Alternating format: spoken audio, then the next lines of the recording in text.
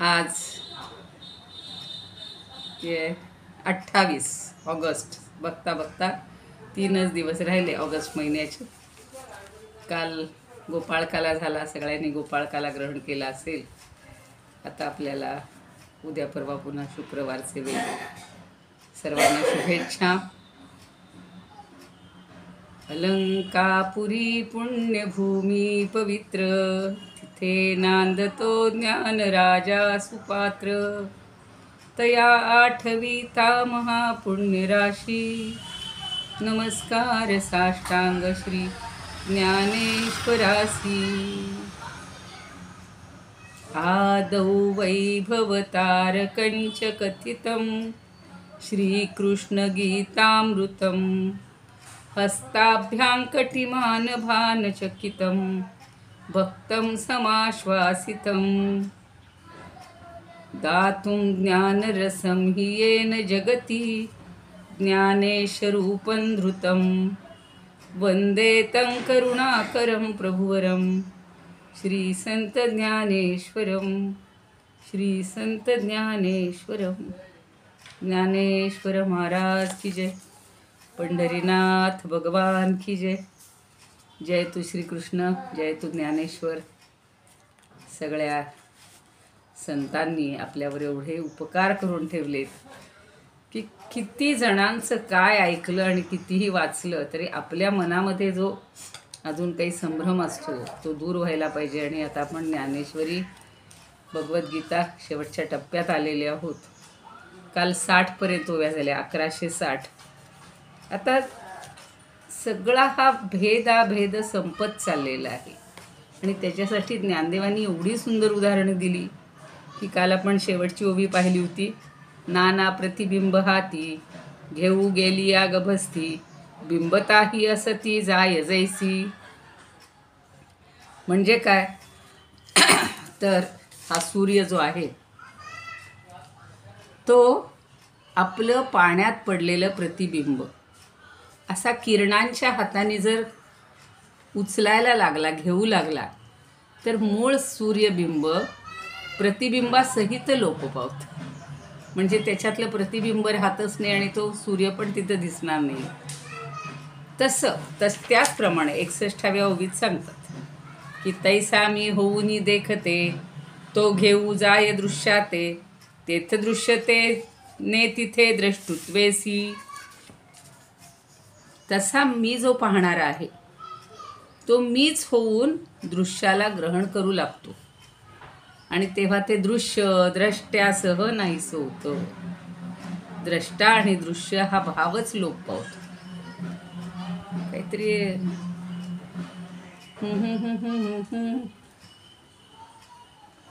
मन हरपले.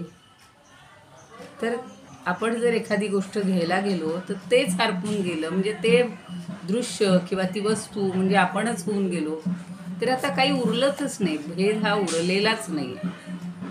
म्हणून इथं आता ही सगळी उदाहरणं अशी छान दिलेली आहेत. आता पुढच्याही उदाहरणात सूर्य तर आपल्या ज्ञानदेवांना इतका आवडलेला आहे ना, सूर्य, गंगा, नद्या. आता पुढच्याही ओवीमध्ये तेच उदाहरण देतात. तसंच रवी अंधारू प्रकाशिता, नुरेची जेवी प्रकाश्यता, तेवी दृष्टी नाही द्रष्टुता मी जालिया. आता हे द्रष्टू म्हणजे पाहणारा, मी जालिया म्हणजे मी त्या ठिकाणी उरतच नाही.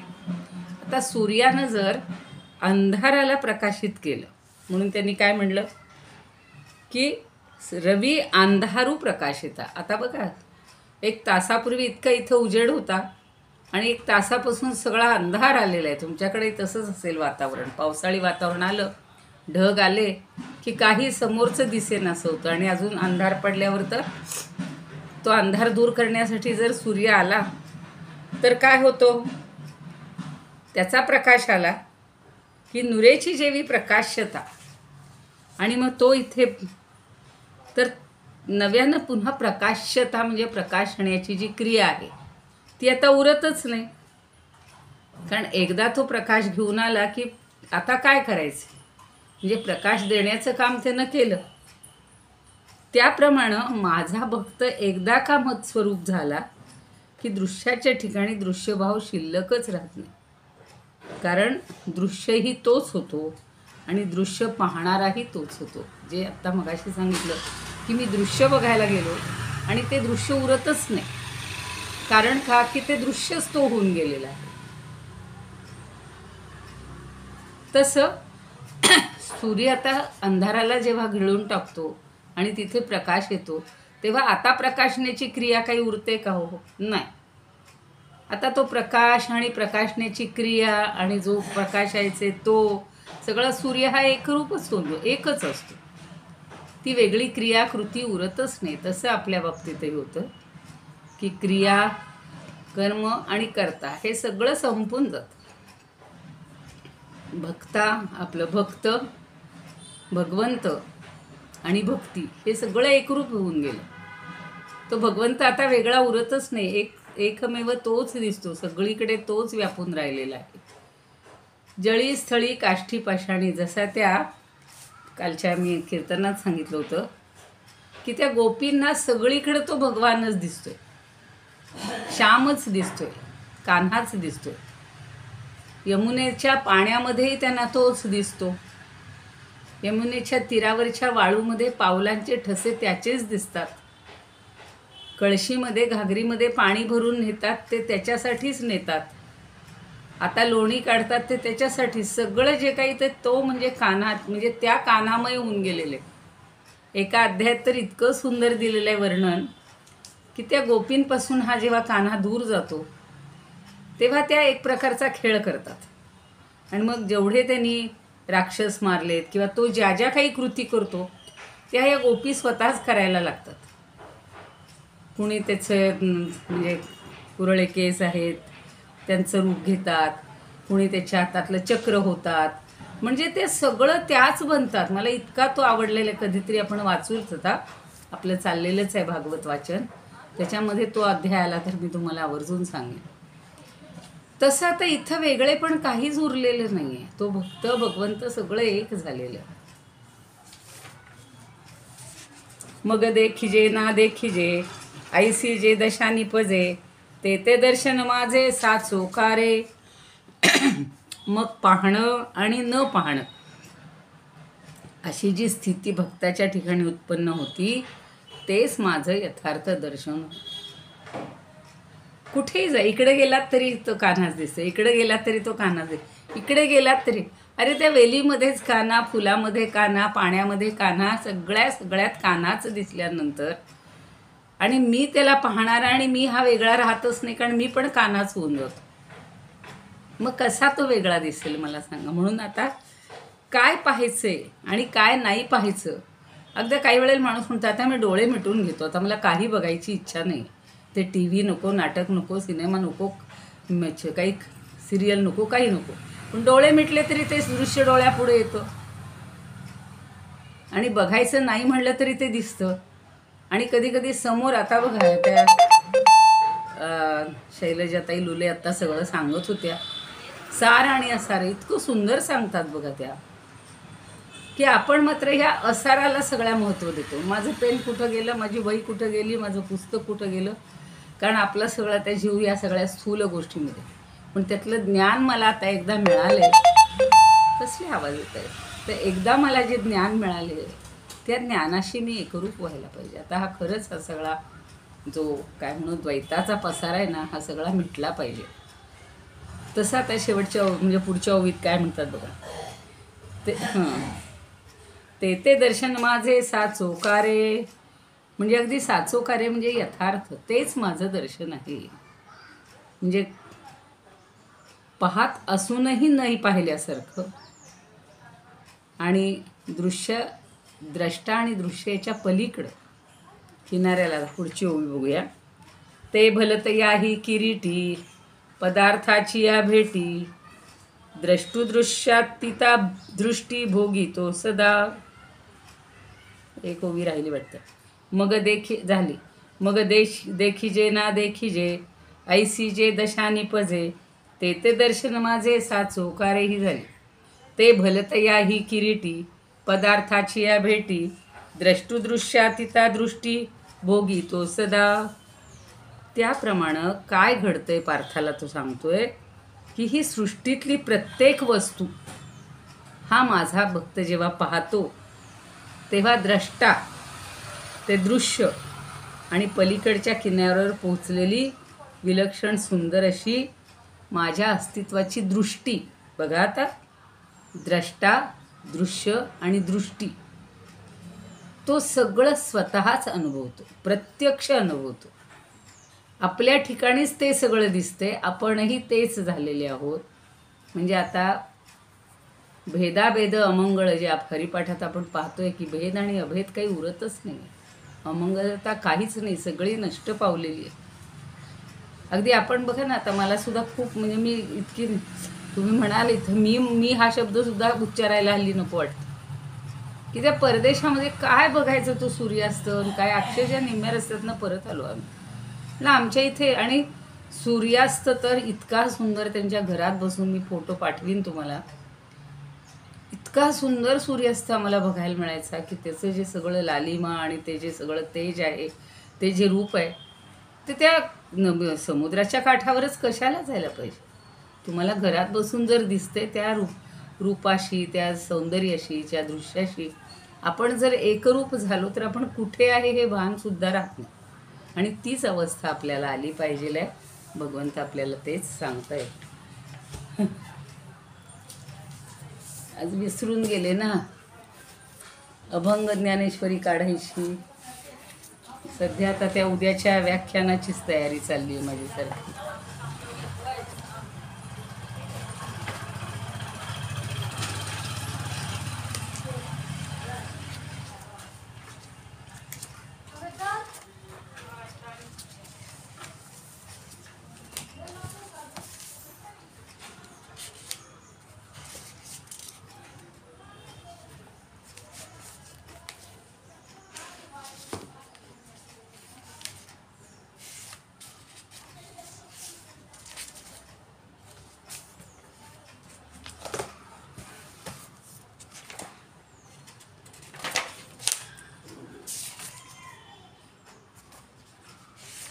बघूयात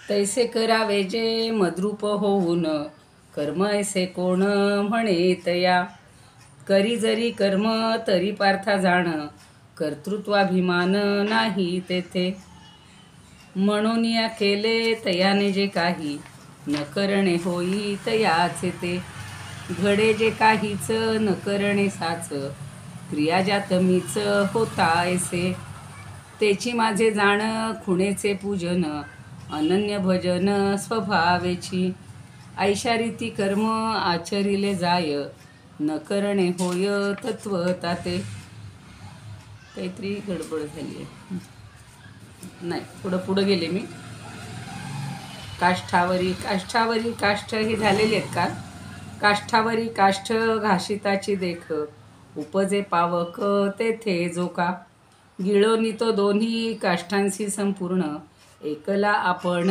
उरे जैसा सूर्य प्रतिबिंब हाती धरू जावे तव ते लोपावे बिंबत्वही आजपासून इथून घेतल्यात उभ्या तैसा जो मी द्रष्टा तोची तो होऊन दृश्याचे दर्शन घेऊ जाय तेव्हा दृश्य जात स्वभावे लोपोन तेथ द्रष्टेपण तेही लोपे ही त्रिपुटी सगळी संपती आहे सगळ्याची बघण्याच्या क्रियेची जे बघायचे ते आणि जो बघणारा आहे तो या तिहींची एकरूपता होऊन जाते आता सूर्योदयाचं आता जे उदाहरण पाहिलं ते सूर्योदयी तम जाताची लोपोन प्रकाशिते पण लोपे जैसे तैसे दृश्य जात होताची मद्रूप लोपे आपोआप द्रष्टृत्वही न पाहणे किंवा पाहणेही नाही, अवस्था जी काही ऐसी होय. दृश्यासवे आटे जेथे द्रष्टेपण, तत्वता दर्शन तेची माझे. मग कोणताही पदार्थ किरीटी, येव दृष्टीपथी तयाचिया. दृश्यद्रष्टेपण दोन्हीही सांडोन, स्वरूप आपण भोगी नित्य. आता पुढच्या ओव्या बघूया. आणि आकाश हे आकाशे, दाटले न ढळे जैसे, मिया आत्मेन आपण पे तैसे झाले तया. आता हे आकाश, सूर्य, पाणी सगळी उदाहरणं पुन्हा पुन्हा देत आहेत की आकाश जसं आकाशानंच व्यापलेलं आहे आणि ते किंचित सुद्धा हलत नाही. दाटले न ढळे जैसे, इतकं दाटून आलेलं असतं आकाश की ते कुठं ढळत नाही, ते हलत नाही. त्याप्रमाणे मिया आत्मेनं आपण पे तैसे झाले तया. त्याप्रमाणे माझ्या आत्मस्वरूपाशी माझा परमभक्त एकरूप झाल्यामुळं त्याचं त्या घनदाट आकाशासारखं सगळं रूप झालेलं असतं. म्हणजे तो माझा भक्तही त्या आकाशासारखाच एकरूप झालेला आहे माझ्याशी, भगवंत स्वतः सांगतात. आत्ता मला याच्यावरनं एक आठवण झाली. आम्ही रात्री एक माझी ती मैत्रीण आहे 4.5 वर्षाची, आणि ती रोज मला हाक मारते, कापऱ्याजी फिरायला चक्कर मारायला चल. काल म्हणलं अगं मला अभ्यास नाही, म्हणली एकतरी चक्कर मारूया, गेलोच. आणि हा आकाशाचा दृष्टांत तिनं किती तो छान अनुभवला. मला ते त्यावेळेलाच आठवण झाली होती की अज्ञानामध्ये आपल्याला ते वाटतंय. तर आम्ही असे फिरून येत होतो आणि वर आकाश असे ढग असे चालल्यासारखे वाटतात ना आपल्याला. तर ती काय म्हणे, आपण पुढे जायला लागलं की ते ढग पुढे जात आहेत का, ते आकाश पुढं जातंय का, ते मला बघायचं. म्हणून तिनं आम्हाला 4 पावलं मागे चालायला लावलं आणि पुन्हा ते बघत राहिली. तर तेव्हा मला हा दृष्टांत इतका आठवत होता की आपणच आकाश झालेलो आहोत. आकाशानं आकाशालाच व्यापलेलं आहे. त्यामुळं पुढं कोण जाणार, मागे कोण राहणार, आपण आपल्याबरोबर ते पुढे जाणार आहे का. जसं सूर्य आपल्याबरोबर चालायचा. लहानपणी गाडीत बसलं की ती पळती झाडी पाहूया. आपली गाडी पुढे धावत असते पण आपल्याला झाडी पळलेली वाटतात. पण ज्या वेळेला आपण विचार करतो, स्थिर राहतो, गाडी थांबते, तेव्हा ती झाडंसुद्धा थांबलेली आपल्याला दिसतात. असं जे आहे, तर हे सगळंच भगवंताचं काय म्हणूया आपण, रूप आपल्याला सगळीकडं अनुभवायला, सगळीकडं बघायला हे मिळत असतं. आणि ते आपण अनुभवतो पण आपल्याला कळत नाही की आपण त्याच्याशी एकरूप झालो आहोत. आता कल्पांताचं उदाहरण बरेचदा सांगतात. कल्पांती उदक उदके, रुंदी लिया वाहो ठाके, तैसा आत्मेनी मिया येके कोंदला तो. आता कल्पांताच्या वेळेला सगळीकडं जलमय होतं, सगळीकडं प्रलय होऊन जातो पाण्याचा. पाणीच पाणी झालेलं असतं. ते इतकं पाण्यानंच पाणी रोखलं जातं आणि मग पाणीच व्हायचं थांबतं. एरवी कशी या सगळ्या, आता पाऊस पडतोय तेव्हा आपण रस्त्यावर सुद्धा पाहतो, असं भरा भरा भरा पाणी पुढं पुढं पुढं जात राहतं. पण ज्या वेळेला प्रलयाचा काळ येतो, क्षण येतो, तेव्हा सगळं थोपलं जातं. मग आपण सांगू का हो, हा संगमनेरहून आलेला धबधबा आहे, हा भंडारदऱ्याचा धबधब्यातनं सोडलेलं पाणी आहे. आपण जेव्हा वैयक्तिक त्याच्यातलं द्वैत पाहत असतो तेव्हा हे सगळं वेगळेपण दिसतं. पण एकदा ते सगळं पाणी एकरूप झालं आणि संथ झालं की त्याच्यात काही भेदाभेद नाहीच आहे, अमंगळ आहे सगळा. भेद हा नाहीच आहे, तो आपल्याला भेद दिसत असतो कारण दृष्टी आपली तशी आहे. आपण सारखं द्वैत बघत असतो, तू मी हा भेद पाहत असतो. आणि रोजच्या जीवनात तर इतकं चालतं तू तू मी मी की कधीतरी असं वाटतं, अरे कधी आपण हे थांबवणार, कधी लोक त्याच्यापासून दूर जाणार. कारण आपण फक्त संसारात, फक्त परमार्थात अजिबात रमलेले नसतो. ऐकतोय परमार्थाच्या गोष्टी, पण तिथंपर्यंत पोहोचणं हे असं आकाशरूप होणं किंवा जलमय होणं, जल एकरूप झालेलं आहे. सगळ्या ठिकाणची पाणी एकत्रित आली. आता त्याला आयडेंटिटी आहे का वेगळी, काही नाही. आणि ते व्हायचं थांबलेलं असतं. तसा माझा भक्त माझ्या ब्रह्मांडव्यापी या आत्मस्वरूपामध्येच भरून जातो. बघा किती छान दिले. तैसा आत्मेनी मिया एके कोंदला तो कोंदला, म्हणजे अगदी व्यापून गेला, भरून गेला, घनदाट असा झालेला आहे. आता पुढचं एक छान उदाहरण देतात. पावो आपण पया ओळघे, केवी वन्नी आपण पया लागे, आपण पाणी रिघे स्नाना कैसे. आता पायच पायाला कधी ओलांडेल का? एक पाय उचलतो, दुसरा पाय उचलतो, पण पहिलाच पाय स्वतःला ओलांडून जाईल का? नाही.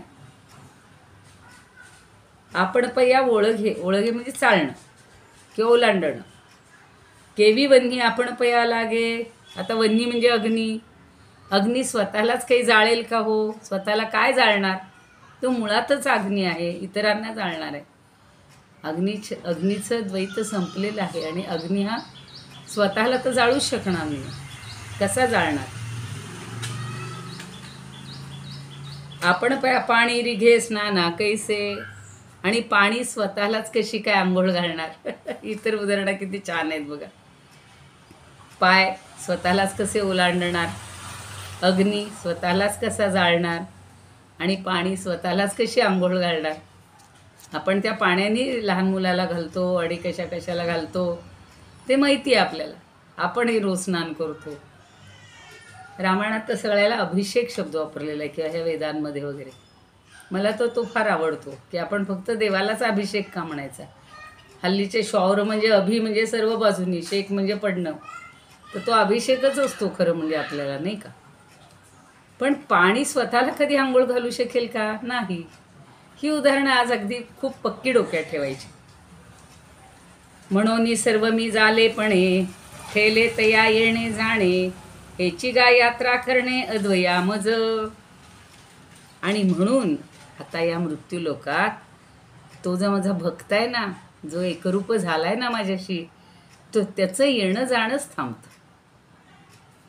हे अद्वय अशा माझी यात्रा करणं, ही अद्वय अशा माझी यात्रा करणं आहे.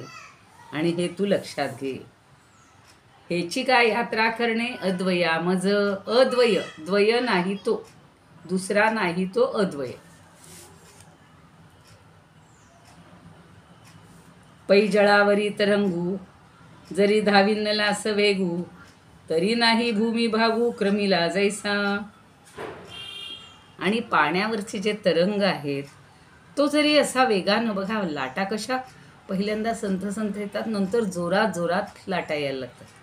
तर जरी तो तरंग किंवा ती लाट वेगाने उसळली आणि कितीही उफाळून आल्या, तरी त्या कधी भूप्रदेशावर आक्रमण करत नाहीत. त्यांची एक मर्यादा ठरलेली असते, तिथपर्यंतच येतात आणि तिथूनच परत थांबतात किंवा लोप पावतात. पै जळावरी तरंगू, जरी धाविनला अस वेगू, तरी नाही भूमी भागू क्रमिला जैसा. जो वाळवंटाचा भाग आहे, वाळू आहे, तो कधीही तो क्रमित नाही. त्या लाटा म्हणजे त्या ओलांडून जात नाहीत. एक ठराविक मर्यादेपर्यंत येतात. आपण म्हणतो मोठी लाट आली बरं का, मोठी आली बरं का, थोडी 2-4 पावलं आपल्याला मागे सरावं लागतं, नाही तर त्यांच्या वेगामध्ये आपण पुढे जाण्याची शक्यता असते. गेले याही भलते उता, उदकपणे पांडू सुता, तरंगाची एकात्मता न मोडेची जेवी. आणि ती लाट, पाणीपणानं जो तो तरंग आहे, तो हवी तेवढी दूर गेल्यावर सुद्धा स्वतः पाणीच असल्यामुळं त्याची पाण्याबरोबर असलेली एकात्मता खंडत नाही. ती म्हणत नाही काही, आता मी सोडून देते तुम्हाला, मला नको पाणी राहायला, मला पाणी म्हणून नको आहे, मला लाट म्हणून नको आहे, असं कधीच होत नाही. पाणी म्हणून तिची जी एकात्मता आहे, ती कधीही खंडित होत नाही. ती तिच्याशी एकरूपच असते, त्या पाण्याशी, जलाशी. कितीही लाट मोठी येऊ, लहान येऊ, पण ती त्याच्यापासून खंडित होत नाही. फार सुंदर दिलेलं आहे उदाहरण बघा. गेली याही भलते उता, उदकपणे पांडू सुता, तरंगाची एकात्मता न मोडेची जेवी. तैसा मीपणे हा लोटला, तो आघवे याची मजा आला, या यात्रा होय भला कापडी माझा. त्याप्रमाणे हा परमभक्त केवळ अस्तित्वानं माझ्याच अस्तित्वानं पूर्णपणे भरलेला असल्यामुळं त्याला आता कशाचा अनुभव आलेला आहे? अहम ब्रह्मास्मी. मीपणे हा लोटला. मीपणे म्हणजे त्याला मी आहे अशी जाणीव झालेली आहे. तिथपर्यंत लोटला म्हणजे पोहोचला आणि तो सर्वस्वानं मत्स्वरूप झालेला आहे. तरी मीची तो तेणे मिशे त्याच रूपानं माझ्याशीच तो एकरूप झालेला आहे. भेट येतया आणि त्या भक्ती यात्रेमुळं तो माझा जणू काही यात्रेकरू झालेला असतो आणि मला भेटत असतो. मगाशी सांगितलं की यात्रा करायची तर माझीच करायची, दुसरी आता यात्रा करायचीच नाही. आता कोणी म्हणतं ना, कुठे शोधिसी रामेश्वरन, कुठे शोधिसी काशी, हृदयातील भगवंत राहिला हृदयात उपाशी, तू न उपाशी. तर आपल्या हृदयात जो भगवंत आहे तो आता आपल्याला कळायला लागतो. आपल्याला बाहेर जाऊन काही कुठे शोधायची गरज नाही आहे. कुठेच भगवंत तसा बाहेर भेटत नाही. तिथं गेलो तरी आपल्याला वेळ नसतो. ग्रुपने गेलो तर म्हणतात चला चला चला 5 मिनटं दर्शन घ्या, पुढे पळा पुढचं ठिकाण बघायचं. म्हणजे नुसती आपली आयुष्यभर पळापळ आपण करत असतो. पण एकदा जर या भगवंताशी एकरूप झालो तर ही सगळी पळापळ थांबते आणि या भक्ती यात्रेमुळं तो माझा यात्रेकरू झाला. ही तो कुठे भक्ती यात्रा करतो. आणि शरीर स्वभाव वशे काही एक करू जरी बैसे, तरी नाही वरची एक ओळ राहिली. तैसा मीपणे हा लोटला तो आघवे याची मजा आला, या यात्रा होय भला कापडी माझा. हे सांगायचं राहिलं होतं. म्हणजे ती यात्रा तो करतोय हे जे वाक्य आहे ते इथं आपल्याला हे आहे की तो भक्ती यात्रेमुळं जणू काही कापडी माझा म्हणजे माझाच यात्रेकरू झालेला आहे आणि त्याच्यात आता माझ्यात काही भिन्नता राहिलेली नाही. आघवेयाची मजा आला, तो आता मीपणाला आलेला आहे. अहम ब्रह्मास्मी या ज्ञानापर्यंत झालेला आहे की ते ज्ञान त्याला झालेलं आहे आणि परिपूर्ण अवस्थेत तो माझ्या इथं पोचलेला आहे. त्यामुळं सर्वस्वानं मत्स्वरूप झालेलं. मीपणे हा लोटला, पूर्णपणे हा मीपणा त्याचा जो आहे अहम ब्रह्मास्मी. एरवी आपण जो मीपणा म्हणतो तो इथे नाही घ्यायचा. तर तो पूर्णपणे हा अहम ब्रह्मास्मीचा अनुभव घेत असल्यामुळं आणि माझ्या स्वरूपी एकरूप झाल्यामुळं तो जणू काही माझा यात्रेकरू झालेला आहे. खूप छान वापरले. या यात्रा होय भला कापडी माझा, आणि शरीर स्वभाव वशे काही एक करू तरी बैसे. किती वेळ झाली तू? आणि शरीर स्वभाव वशे काही एक करू जरी बैसे, तरी मीची तो तेणे मिशे भेटे तया. आणि मग शरीर स्वभाव वशे म्हणजे शरीराच्या मूळ स्वभावाप्रमाणे. आता शरीरामध्ये सगळी इंद्रिय आहेत. इंद्रियाचं प्रत्येकाचं काम ठरलेलं आहे. एकदा माहिती आहे ना तुम्हाला, असं इंद्रियात भांडण लागतं की मी श्रेष्ठ आहे, माझ्यामुळंच सगळं चाललेलं आहे. आणि म्हणून एक इंद्रिय परगावी जातं, 1 वर्षभर जातं. परत आल्यावर विचारतं कसे राहिलात, ते म्हणतात काही नाही. डोळा बाहेर गेल्यानंतर म्हणतात आम्ही आंधळ्यासारखे राहिलो, बाकी सगळे आमचे व्यवहार चालले. श्रोत्रेंद्रिय गेलं, काही नाही, आम्ही बहिऱ्यासारखे राहिलो.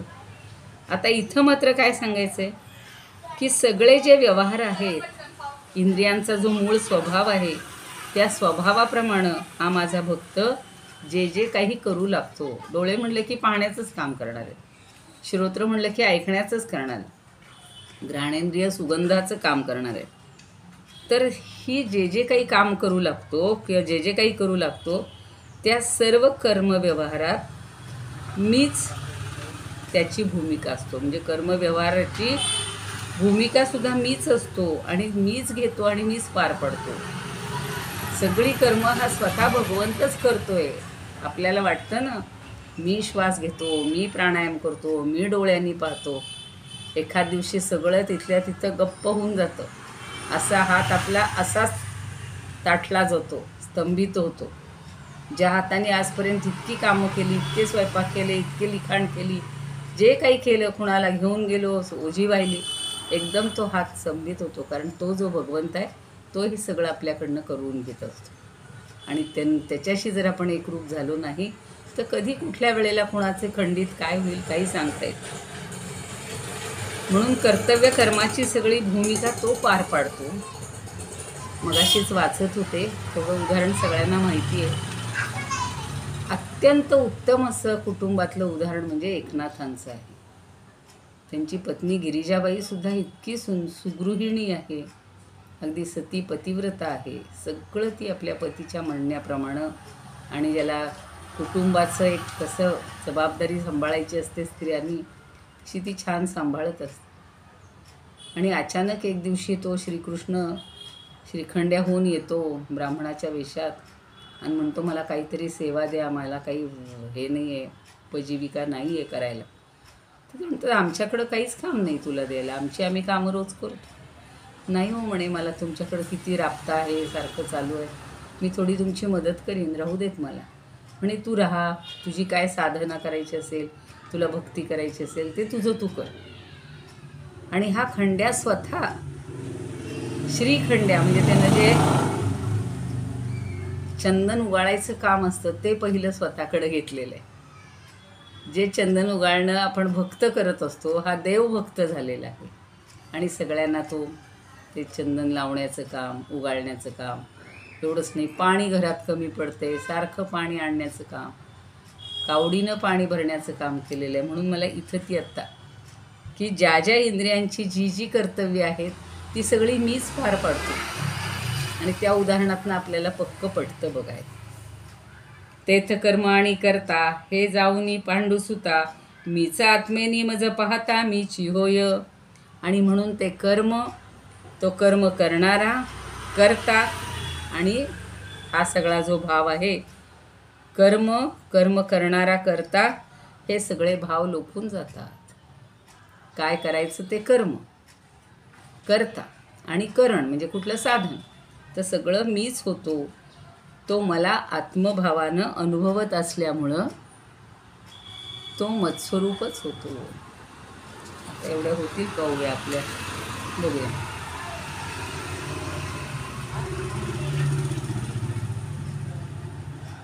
न पाहणे किंवा पाहणेही नाही, अवस्था जी काही ऐसी होय. दृश्यासवे आटे ते जेथे द्रष्टेपण, तत्वता दर्शन तेची माझे.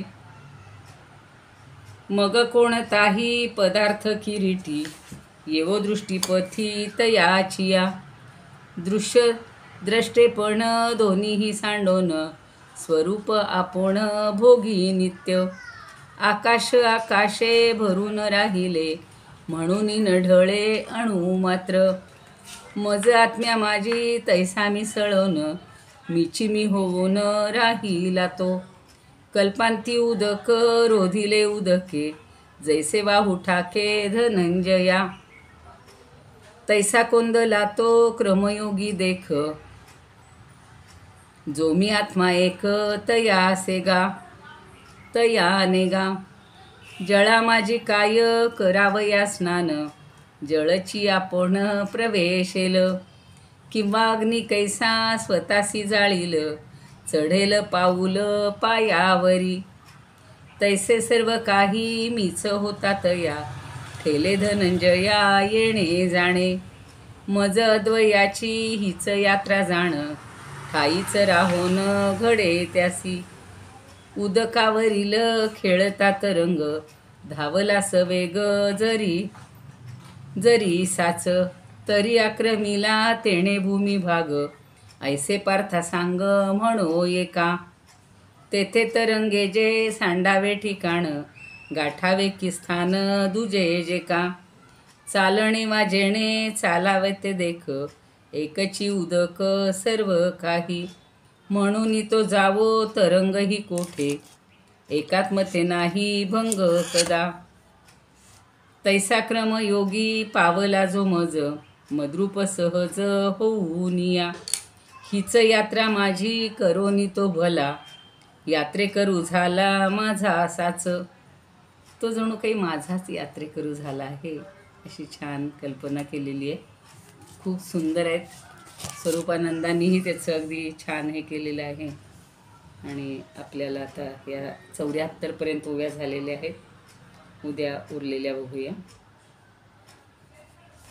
इदमुपकर्तुं भुवनमण्डलं समुदितमिव भास्करं सादरं वन्दे ज्ञानेश्वरं. त्रिभुवनमाता भगवद्गीता लोकमंगला लोकविश्रुता लोकहितं संततं ध्यायता येन ज्ञानेश्वरी विरचिता. श्रुत्वा प्राकृतगिरं सादरं वन्दे ज्ञानेश्वरं सादरं वन्दे ज्ञानेश्वरम्. आरती ज्ञानराजा महाकैवल्य तेजा सेविती साधू संत मनोवेधला माझा. आरती ज्ञानराजा लोपले ज्ञान जगी हित नेणती कोणी.